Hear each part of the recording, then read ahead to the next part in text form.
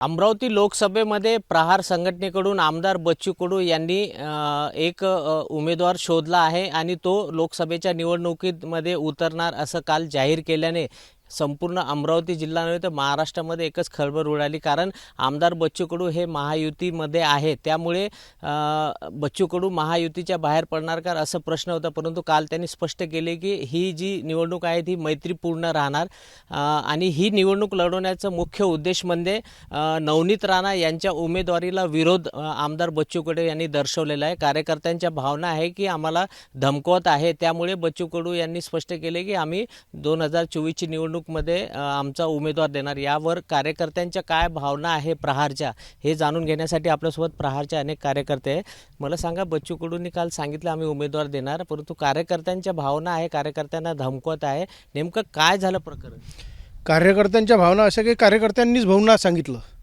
आज अमरावती जिल्ह्याचा जर मतदारसंघाचा जर विकास केला पाहिला, मतदारसंघाचा अमरावती याचा लोकसभेचा, तर या लोकसभा मतदारसंघात एकमेव प्रहारचे 2 आमदार आहे आणि बाकी कोणत्याही पक्षाचे 2 आमदार नाही आहे, प्रहारचे 2 आमदार आहे। म्हणून कार्यकर्त्यांची एकच मागणी आहे आणि ती कशी आहे, एक सिंह आणि एक वाघ, आणि ते काय धमकावते। काय झालं, इथला खासदार हमेशा चिल्लर गोष्टी करते आणि लोकसभेमध्ये एक संत्र्याचा, कापसाचा, शेतकऱ्याचा एकही मुद्दा घेतला नाही।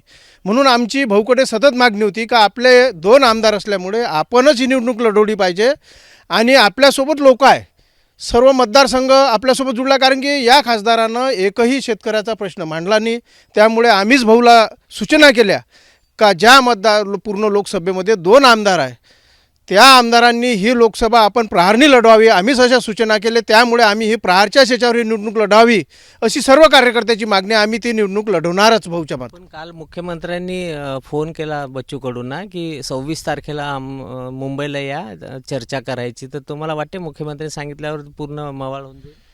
मवाळ होणारच नाही, आखरी तो भाऊचा निर्णय आहे। परंतु भाऊंना आम्ही जे सांगून राहिलो का आपणच निवडणूक लढवली पाहिजे या मतावर आम्ही ठाम आहे। आखरी जे भाऊ आदेश देईल त्या आदेशाचं आम्ही प्रहार कार्यकर्ते पालन करेल।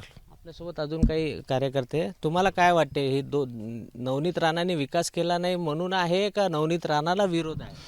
नाही, नवनीत राणाला नुसतं विरोध म्हणूनच नाही आहे। नवनीत राणा विरोध कराजोगत्या त्यांनी जी वागणूक दिली आहे ह्या जिल्ह्याला, ह्या मतदारसंघात जे प्रश्न होते, शेतकऱ्याचा प्रश्न होता, कापसाचा प्रश्न होता, संत्र्याचा हा सर्वात बिकट प्रश्न होता, निर्यातीबद्दल प्रश्न होता, पण नवनीत राणांना शेतकऱ्याच्या प्रश्नावर कोणत्याही लोकसभा भवनात जाऊन प्रश्न मांडताना आम्हाला कधी दिसल्या नाही। परंतु त्यांना बेलपत्री व्हायला, हनुमान चालीसा व्हायला याला वेळ मिळाला, पण शेतकऱ्याच्या खास प्रश्नाला म्हणजे त्यांनी कधी हात घातला नाही। ज्याप्रमाणे बच्चूभाऊ बोलतो विधानसभेमध्ये शेतकऱ्याच्या प्रश्नाबद्दल, असा नवनीत राणाने कोण्याही दिवशी एकही प्रश्न मांडताना दिसल्या नाही आणि नेहमी कोणा ना कोणाच्याबद्दल चीड व्यक्त करण्याजोगते बोलत राहता आणि शेतकऱ्याचा कोणताही प्रश्न मांडत नाही।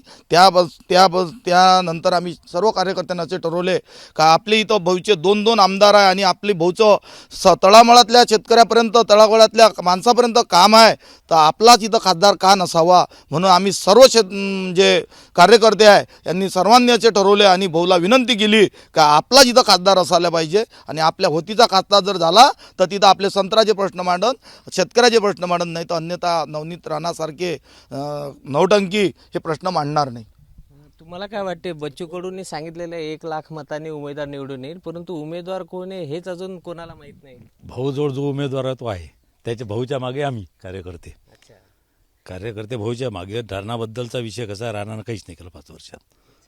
तर मी SC समाजाचा आहो, मी SC समाजा गाव तो जवळ 5 वर्ष आधी मतं मारली त्यांना, 5 वर्षात कधी बघितलं नाही, कधी आल्या नाही, काही नाही। मेळघाटात जाते, साड्या वाटतं चुकीच्या पद्धतीनं कंट्रोल देणं, किराणा देणं, त्याच्यात काय तुम्हाला 2024 ची निवडणूक तिहेरी लढत होईल असं वाटतं? तिहेरी आमची सीट येते, प्रहारची सीट येईल। आपण बघितलं की प्रहारचे कार्यकर्त्यांच्या ह्या भावना आहे की आम्हाला नवनीत राणा नको आहे, कारण त्यांनी एकही प्रश्न शेतकऱ्यांचा लोकसभेमध्ये मांडलेला नाही, त्यामुळे आम्हीच बच्चू कडू यांच्याकडे विनंती केली की या ठिकाणी प्रहारचा उमेदवार उभा करावा म्हणून। कॅमेरामॅन अमोल देशमुखसह प्रणय निर्बाण, ABP माझा, अमरावती। ABP माझा, उघडा डोळे बघा नीट।